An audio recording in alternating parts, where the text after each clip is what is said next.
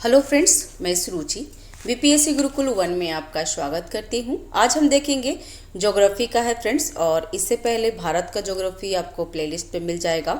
और ये विश्व का ज्योग्राफी का टॉपिक नंबर है महासागरीय धाराएं, जो एग्जाम में के लिए इम्पोर्टेंट है फ्रेंड्स। ये एग्जाम में पूछता है कि कौन सी गर्म जलधाराएं हैं, कौन सी ठंडी जलधाराएं हैं वगैरह।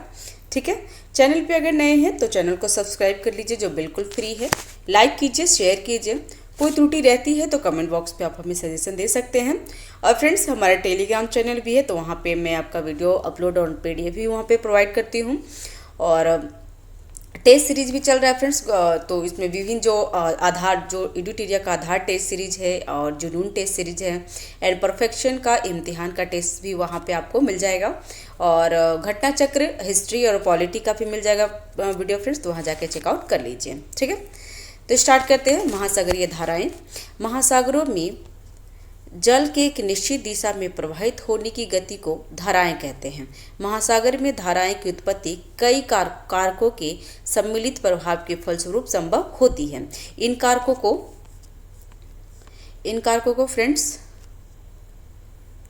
कारकों को पृथ्वी की परिभ्रमण, अपवर्तन, तापमान में भिन्नता, घनत्व में भिन्नता, वायुदाब, पवनी बाष्पीकरण एवं वर्षा का प्रभाव अधिक है। महासागरीय धाराएं पृथ्वी पर तापमान के संतुलन में पर्याप्त सहयोग प्रदान करती है।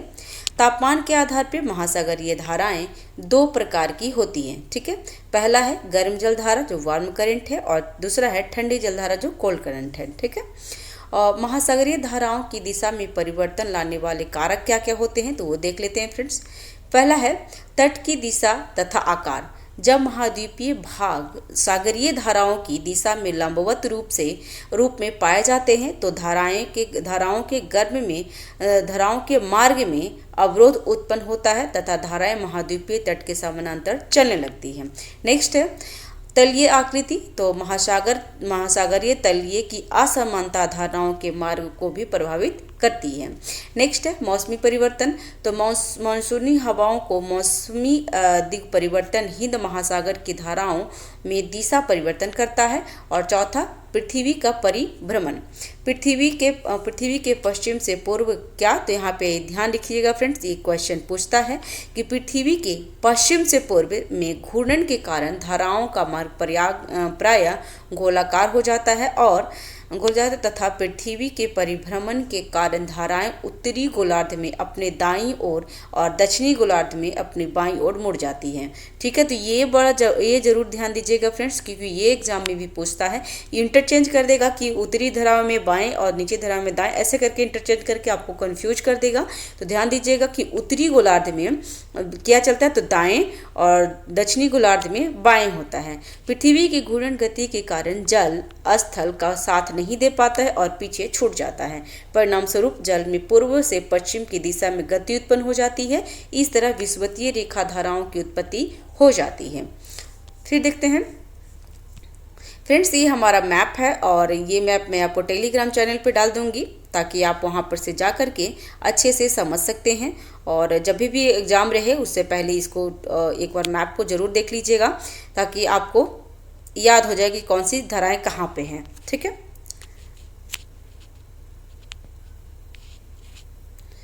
क्योंकि ये एग्जाम के लिए पूछ लेता है फ्रेंड्स। और यहाँ पे देखिए शीत धारा जो एरो के ऐसे करके है, और उष्ण धारा में जो गर्म धारा है उसको डॉट डॉट करके दिखाया गया है। जैसे अगलौस, मान लीजिए अगलौस धारा कौन है, तो अगलौस धारा गर्म जलधारा है।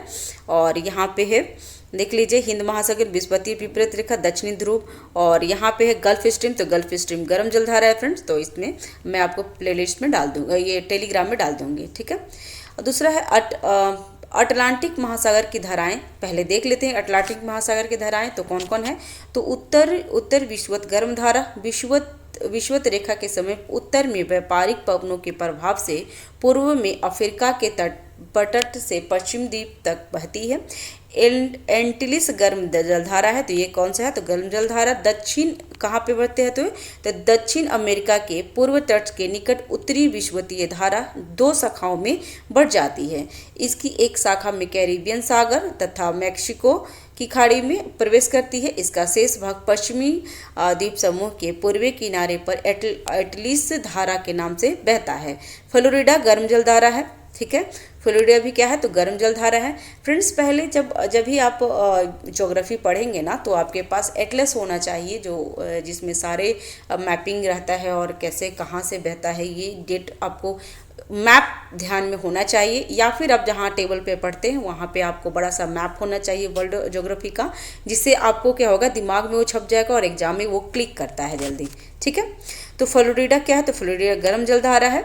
व्यापारिक पवनों के प्रभाव से यह धारा के रूप में मैक्सिको की खाड़ी के तट के साथ साथ बहने के बाद फ्लोरिडा के मुहाने से होकर खुले सागर में निकलती है।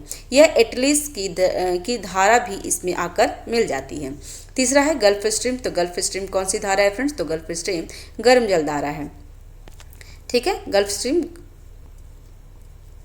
गर्म जल धारा है, ठीक है।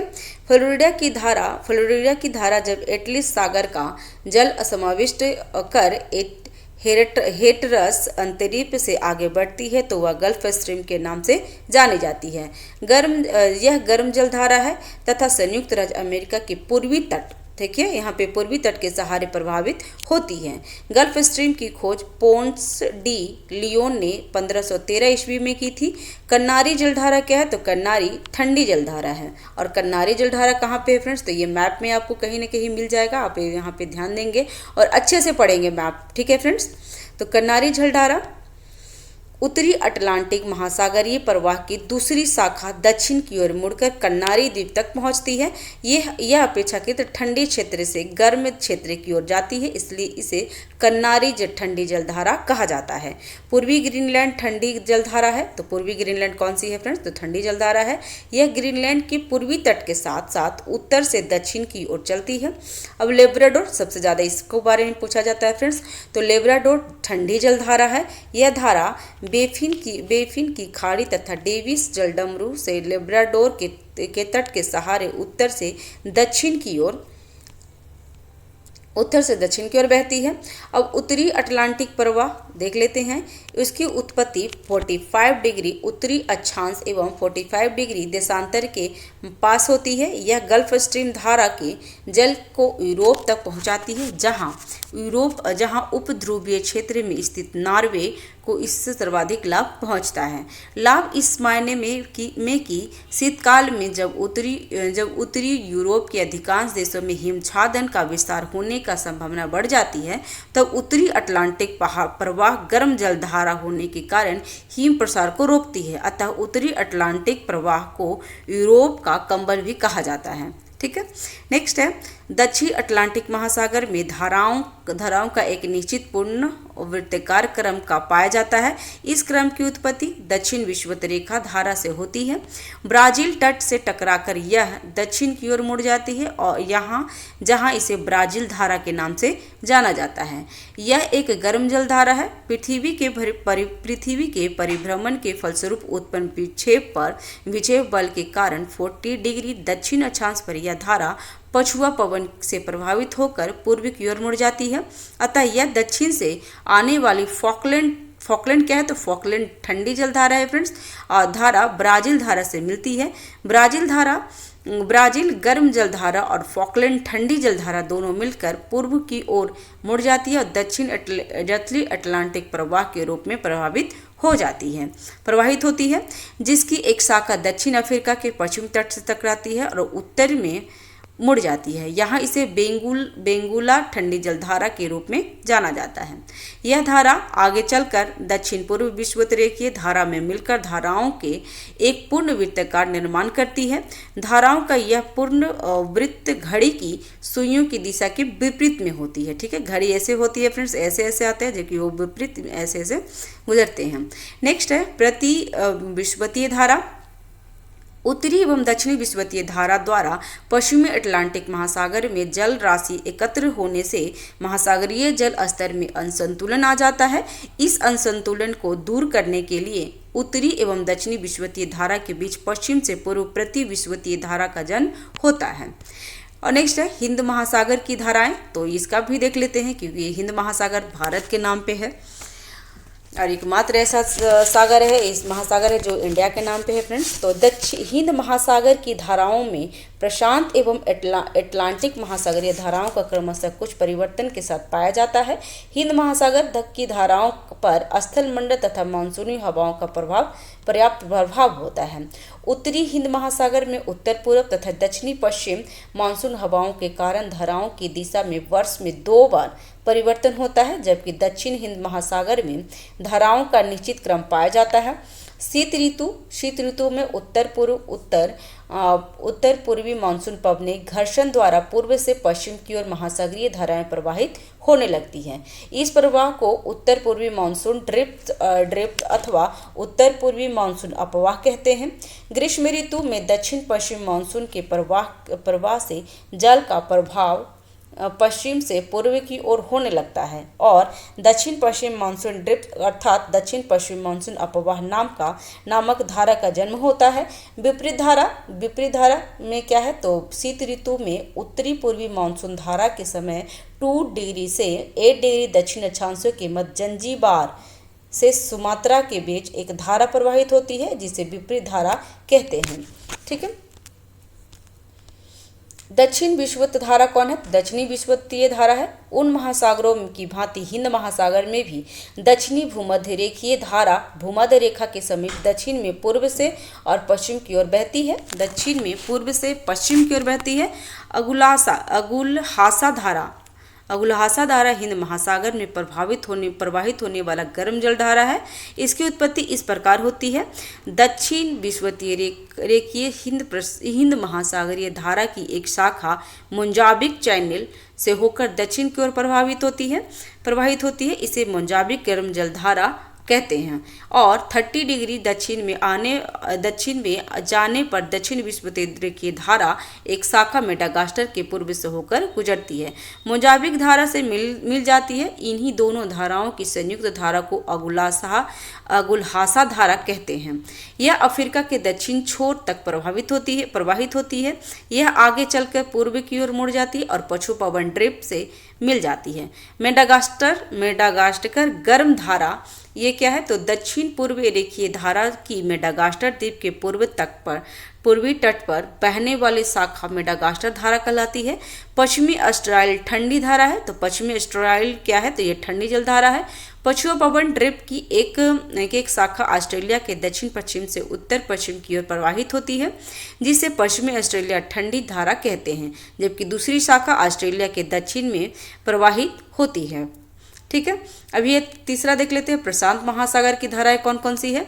तो उत्तर विषुवतीय धारा प्रशांत महासागर में यह धारा मध्य अमेरिका के पश्चिम तट से आरंभ होकर पूर्व से पश्चिम की ओर बहती है और फिलीपींस द्वीप समूह तक पहुंच जाती है।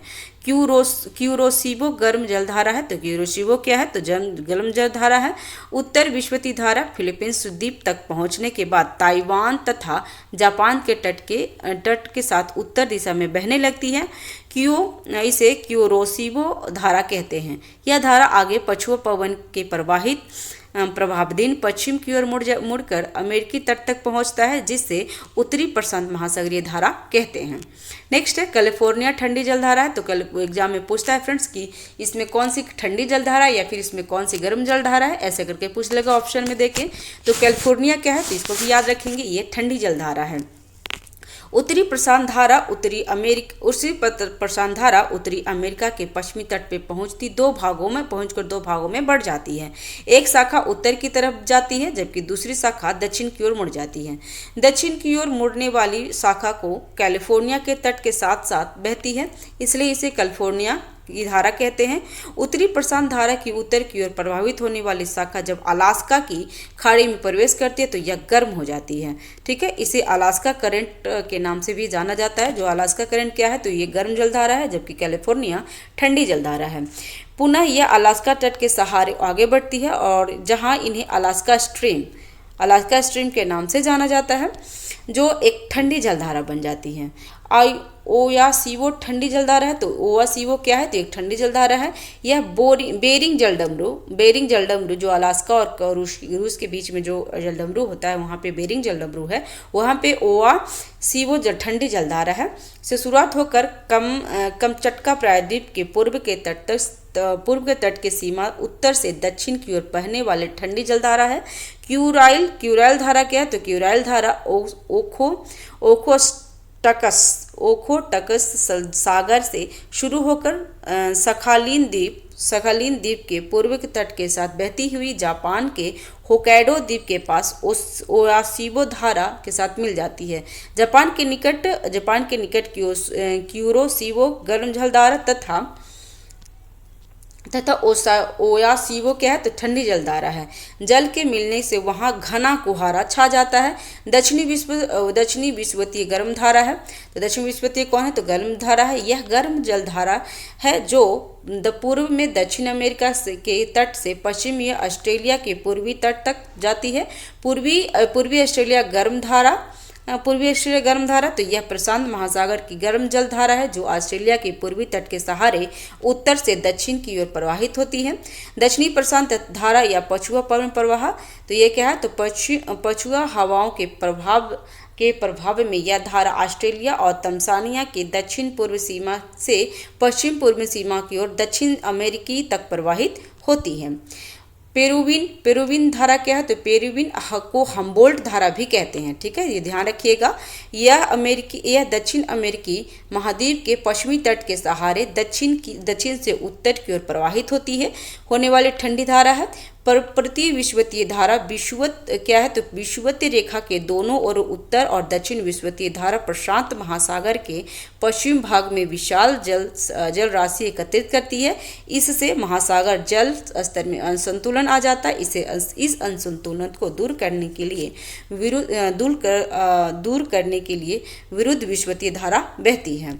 ठीक है, यहाँ पे अटलांटिक महासागर की धाराएं हैं और ये चीज़ आप अच्छे से ध्यान रखेंगे फ्रेंड्स। और आपको एक बात और बता दूं कि जो आप मैप रखेंगे, जो आपके टेबल के सामने मैप होगा, उसमें आप ना जहाँ पे जैसे उत्तरी अमेरिका है, दक्षिणी अमेरिका का जो हम्बोल्ट है, ये सारे को ना वैसे वहाँ पे लिख देंगे और वहाँ पे ठंडी या हॉट या फिर कोल्ड करके लिख देंगे। जब भी आप नज़र पड़ेगा तो उसमें दिमाग में रहेगा, क्योंकि एग्जाम के लिए ये इंपॉर्टेंट होता है फ्रेंड्स। इसमें से एग्जाम में आता ही एक क्वेश्चन तो फिक्स है, पीटी में आएगा ही।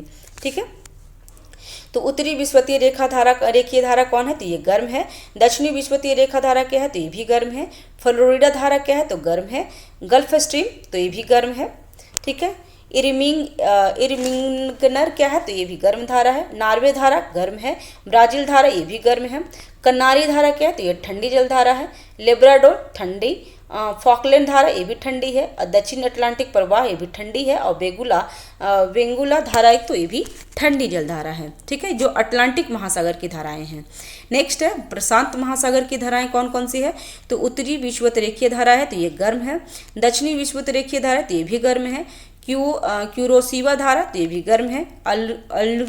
अल्यूसियन धारा है, तो ये भी गर्म है। सुसीमा धारा, तो ये भी गर्म है। पूर्वी ऑस्ट्रेलिया धारा गर्म है।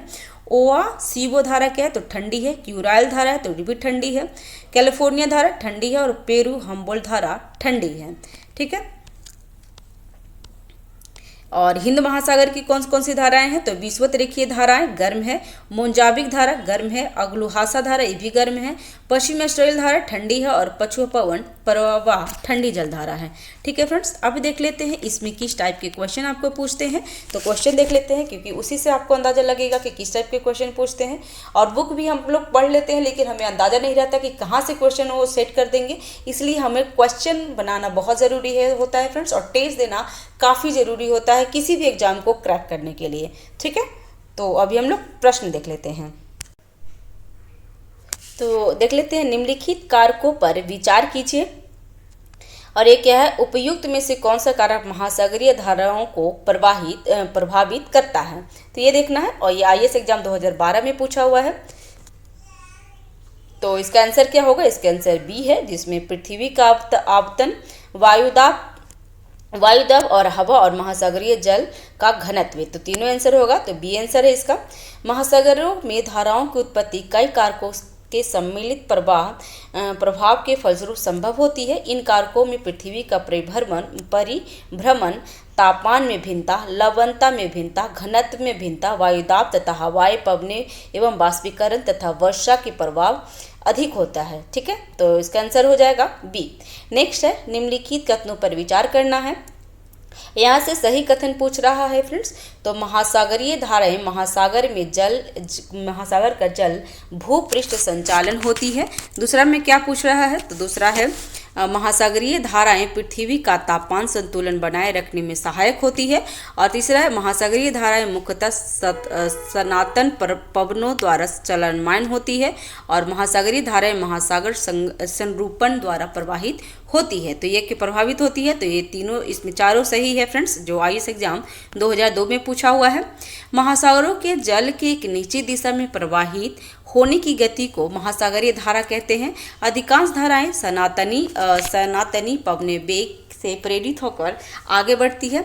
धाराओं की गति एवं सीमा निश्चित नहीं होती है। सामान्यतः गति मंद होती है और सतह पर केवल भूपृष्ठ जल की गतिशील ही रहता है।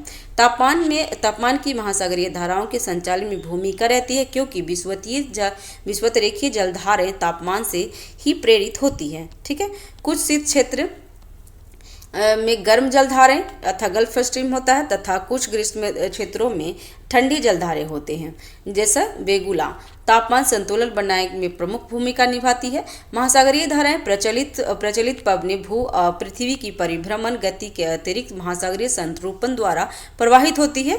ठीक है, और इसमें तट दिशा, आकार तथा महासागर स्थलीकृतियां सर्वाधिक महत्वपूर्ण होता है। नेक्स्ट क्वेश्चन है, हिंद महासागर में सागर धाराएं की नियमित दिशा में परिवर्तन के लिए निम्नलिखित कारकों में से कौन सा एक उत्तरदायी है। तो इसमें हिंद महासागर में मानसूनी प्रवाह का पाया जाना। ठीक है, तो इसको भी आईएएस एग्जाम में पूछा है 1957 में। तो हिंद महासागर की धाराओं में प्रशांत एवं अटलांटिक महासागर धाराओं का क्रम कुछ परिवर्तन के साथ पाया जाता है। हिंद महासागर की धाराओं पर स्थलमंडल तथा मानसूनी हवाओं का पर्याप्त प्रभाव होता है। ठीक है, उत्तरी हिंद महासागर में उत्तर पूर्व तथा दक्षिण पश्चिमी मानसून हवाओं के कारण धाराओं की दिशा में वर्ष में 2 बार परिवर्तन होता है, जबकि दक्षिण हिंद महासागर धाराओं का एक निश्चित क्रम पाया जाता है। नेक्स्ट है, अगुलहासा धाराएं चलती है। ठीक है फ्रेंड्स, अगुलहासा धारा चलती है, तो ये कहाँ पे चलती है फ्रेंड्स, तो ये हिंद महासागर में चलती है। ये अगुलहासा धारा दक्षिण हिंद महासागर में प्रवाहित होने वाली गर्म जलधारा है। नेक्स्ट है, निम्नलिखित में से कौन सा महासागरीय धारा हिंद महासागर से संबंधित है। तो मैंने अब कहा था आपको फ्रेंड्स कि ऐसे टाइप के 4 क्वेश्चन देने के, जिसमें एक ऑप्शन रहेगा। तो अगुलहासा धारा हिंद महासागर में चलती है फ्रेंड्स, तो सी आंसर हो जाएगा। नेक्स्ट, और देखिए यूपीपीसीएस प्री एग्जाम 2020 में पूछा हुआ है, अधोलिखित में से कौन सी शीत महासागर धारा नहीं है। तो इसमें कौन सी नहीं है फ्रेंड्स, तो अगुलहासा धारा क्या है, तो अगुलहासा धारा गर्म जलधारा है, जबकि कन्नारी, ओयासीबो और हम्बोल्ट ठंडी जलधारा है। ठीक है फ्रेंड्स, नेक्स्ट क्वेश्चन है, उत्तरी अटलांटिक प्रवाह द्वारा सर्वाधिक लाभान्वित होने वाला देश कौन सा है। तो ये नॉर्वे है फ्रेंड्स। उत्तरी अटलांटिक प्रवाह की उत्पत्ति 45 डिग्री उत्तरी अक्षांश और 45 डिग्री पश्चिमी देशांतर के पास होता है। यह गल्फ स्ट्रीम गर्म धारा के जल को यूरोप तक पहुंचाती है और ये उपध्रुवीय क्षेत्र में स्थित नॉर्वे को इससे सर्वाधिक लाभ पहुंचता है। फ्रेंड्स, चैनल पे अगर नए हैं तो चैनल को जरूर सब्सक्राइब कर लीजिए, लाइक कीजिए, शेयर कीजिए, और कोई जो त्रुटि रहती है तो प्लीज़ कमेंट बॉक्स पे हमें बता सकते हैं। सब्सक्राइब बिल्कुल फ्री है, सब्सक्राइब करके बेल आइकन दबा दीजिए, ताकि जो भी मैं वीडियो डालूंगी आपको सबसे पहले नोटिफिकेशन मिल जाएगा। निम्नलिखित में से नेक्स्ट क्वेश्चन है, निम्नलिखित में से कौन सी दक्षिण अटलांटिक महासागर की शीतल धारा है। तो कौन सी है फ्रेंड्स, तो बेगुला धारा, जिसमें अटलांटिक महासागर में शीतल धारा बेगुला धारा है प्रभावित होती है। यह दक्षिण अफ्रीका के पश्चिमी तट के सहारे उत्तर दिशा में प्रवाहित होती है। नेक्स्ट है, निम्नलिखित समुद्री धाराओं में कौन सा हिंद महासागर की धारा नहीं है? तो कौन सी नहीं है फ्रेंड्स? तो बेगुला जल धारा नहीं है, जबकि अगुलहासा दक्षिण हिंद महासागरीय धारा और मुंजाविक धारा हिंद महासागर में है। बेगुला धारा एक ठंडी जल धारा है जो दक्षिण अटलांटिक महासागर के पूर्व एवं अफ्रीका महाद्वीप के पश्चिमी तट के किनारे प्रवाहित होती है। अफ्रीका के पश्चिमी किनारे पर स्थित बेगुला अंगोला नामक स्थान के नाम से इस धारा को बेगुला धारा कहा जाता है।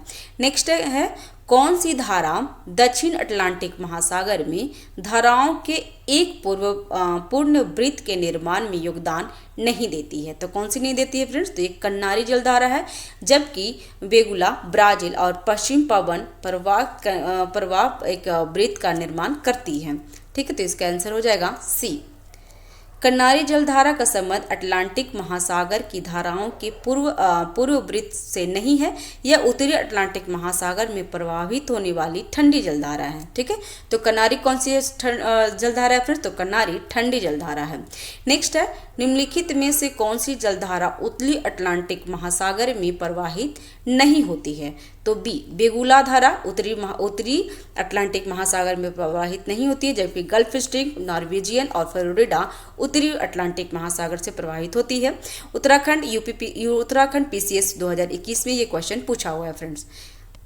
बेगुला की धारा दक्षिणी अटलांटिक महासागर की एक ठंडी जलधारा है, जबकि गल्फ स्ट्रीम, नॉर्वेजियन धारा और फ्लोरिडा धारा उत्तरी अटलांटिक महासागर की गर्म जलधारा है। नेक्स्ट है जो महासागरीय धारा है शेष तीनों से भिन्न है वह कौन सी है? तो ये पेरुवियन है। ठीक है, और देख लेते हैं उपयुक्त में पेरुवियन धारा को छोड़कर सभी शेष धाराओं का संबंध दक्षिण अटलांटिक महासागर से है जो एक वृत्त का निर्माण करती है।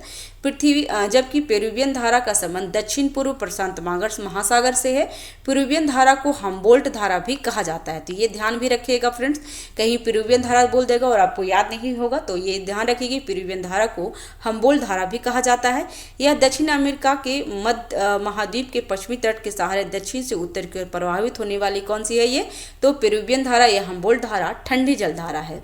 नेक्स्ट है निम्नलिखित में से कौन सी शीतल धारा है? तो इसमें पेरुवियन धारा, हम्बोल्ट धारा हो जो शीतल, जबकि गल्फ स्ट्रीम, क्यूरोसिया और ब्राजील गर्म जल धारा है। ये झारखंड पीसीएस में पूछा है और यूपी पीसीएस में भी पूछ लिया, एक ही क्वेश्चन फ्रेंड्स रिपीट किया है, तो आप खुद से अंदाजा लगाइए कि क्वेश्चन कितना रिपीटेड होता है। ठीक है, नेक्स्ट है निम्नांकित में से किसका सुमेलित नहीं है? तो इसमें कौन सा है? तो ब्राजील धारा दक्षिण अटलांटिक महासागर का, ये तो सही है। गल्फ स्ट्रीम उत्तरी अटलांटिक महासागर का, ये भी सही है। अगुलहासा धारा हिंद महासागर का, तो ये सही है। और हम्बोल्ट धारा उत्तरी प्रशांत महासागर का है, तो ये गलत है फ्रेंड्स, उत्तरी में नहीं है, ये दक्षिणी महासागर में है, दक्षिणी प्रशांत महासागर में। और हम्बोल्ट धारा को क्या कहते हैं? तो पेरुवियन धारा भी कहते हैं, ध्यान रखेंगे। नेक्स्ट है गल्फ स्ट्रीम है, तो ये गल्फ स्ट्रीम क्या है? तो एक महासागरीय धाराएं हैं जो गर्म जल धारा है। ठीक है, फ्लोरिडा की धारा जब एटलिस धारा का जल समाविष्ट करके हेटरस अंतरीप से आगे बढ़ती है तो गल्फ स्ट्रीम के नाम से जानी जाती है। यह गर्म जलधारा है फ्रेंड्स, और संयुक्त राज्य अमेरिका की पूर्वी तट के सहारे प्रभावित होती है। गल्फ स्ट्रीम धारा की खोज किसने की थी? तो पोन्स डी लियोन ने 1513 ईस्वी में की थी। नेक्स्ट क्वेश्चन है फ्रेंड्स, इसमें मिलान करना है, तो देख लेते हैं। इसमें सूची है, सूची 1 और सूची 2 दिया गया है जिसमें मिलान करना। और अगर इसमें कोई भी आपको एक क्वेश्चन आता होगा आंसर तो फ्रेंड्स आप इसका बना लेंगे। तो यहाँ पे देख लेते हैं गल्फ स्ट्रीम क्या है? तो गल्फ स्ट्रीम गर्म जलधारा है। पश्चिमी वायु प्रवाह कौन है? तो पश्चिमी वायु प्रवाह वायु के क्षेत्र के ऊपर पूरब की ओर चलने वाली धीमी धारा है। पेरू जलधारा कौन है? तो प्रशांत महासागर में है। और पश्चिमी ऑस्ट्रेलिया धारा हिंद महासागर में है। नेक्स्ट है विषुवतीय प्रतिधाराओं के पूर्वाभिमुख प्रवाह की व्याख्या किससे होती है? तो इससे दो विषुवतीय धाराओं का अभिसरण से होता है। ठीक है, नेक्स्ट इसका देख लेते हैं। उत्तरी एवं दक्षिणी विषुवतीय धाराओं के अभिसरण के कारण इतनी अधिक जलराशि एकत्रित हो जाती है कि पश्चिम से पूर्व की ओर सामान्य ढाल बन जाती है। अतः अटलांटिक महासागर में अफ्रीका तट के पास तथा प्रशांत महासागर में दक्षिण अमेरिका तट के पास जल राशि की पूर्ति के लिए क्षतिपूर्ति धारा के रूप में प्रति विषुवतीय रेखा धारा का आविर्भाव हो जाता है। नेक्स्ट है, निम्न महासागरीय धाराओं में से कौन सी प्रशांत महासागर से संबंधित नहीं है? तो कन्नारी धारा प्रशांत महासागर से नहीं है, जबकि क्यूरोसोविया, हम्बोल्ट और कैलिफोर्निया प्रशांत महासागर से है।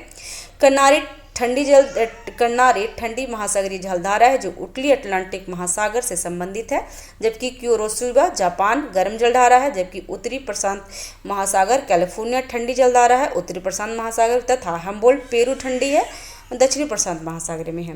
नेक्स्ट है, निम्नलिखित में से कौन गर्म धारा है? तो इसमें बी ब्राजील धारा गर्म जलधारा है। और जैसे ब्राजील धारा एक गर्म जलधारा है जो दक्षिण अटलांटिक महासागर में ब्राजील तट पर प्रभावित होती है। फॉकलैंड धारा और लेब्राडोर धारा एवं कन्नारी धारा ठंडी जलधारा है। ठीक है फ्रेंड्स,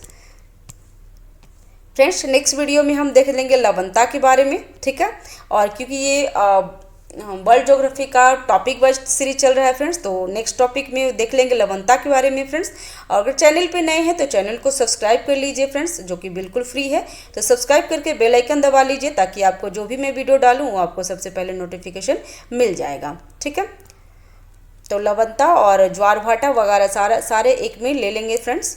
ठीक है, तो thanks for watching, have a nice day friends, thank you.